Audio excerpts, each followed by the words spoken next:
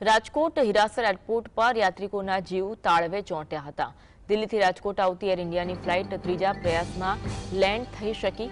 બે વખત રનવેને સ્પર્શ કરી ફ્લાઇટ આકાશમાં ચડી જતા મુસાફરોના જીવ તાળવે ચોંટ્યા હતા। ત્રીજા પ્રયાસમાં ફ્લાઇટ લેન્ડ થતા મુસાફરોએ હાશકારો અનુભવ્યો હતો। એર ઇન્ડિયાના સૂત્રોના જણાવ્યા અનુસાર અલાઇનમેન્ટ સેટ કરવાની પ્રોસેસ નોર્મલ હોવાનું જણાવ્યું। અમદાવાદ ખાતે વિમાન દુર્ઘટના બાદ હવાઈ યાત્રિકોમાં ચિંતાનો માહોલ જોવા મળ્યો હતો।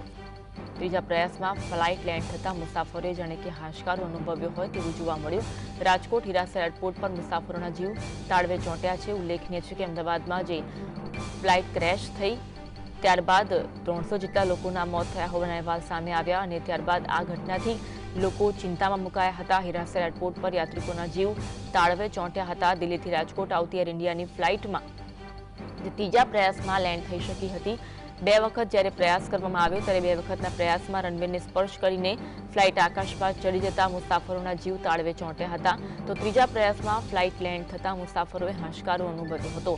એર ઇન્ડિયાના સૂત્રોના જણાવ્યા અનુસાર એલાઇનમેન્ટ સેટ કરવાની પ્રોસેસ નોર્મલ હોવાનું જણાવ્યું હતું। અમદાવાદ ખાતે જે વિમાન દુર્ઘટના સર્જાઈ છે ત્યારબાદ હવાઈ યાત્રિકોમાં આ ઘટના બનતા ચિંતાનો માહોલ જોવા મળ્યો હતો।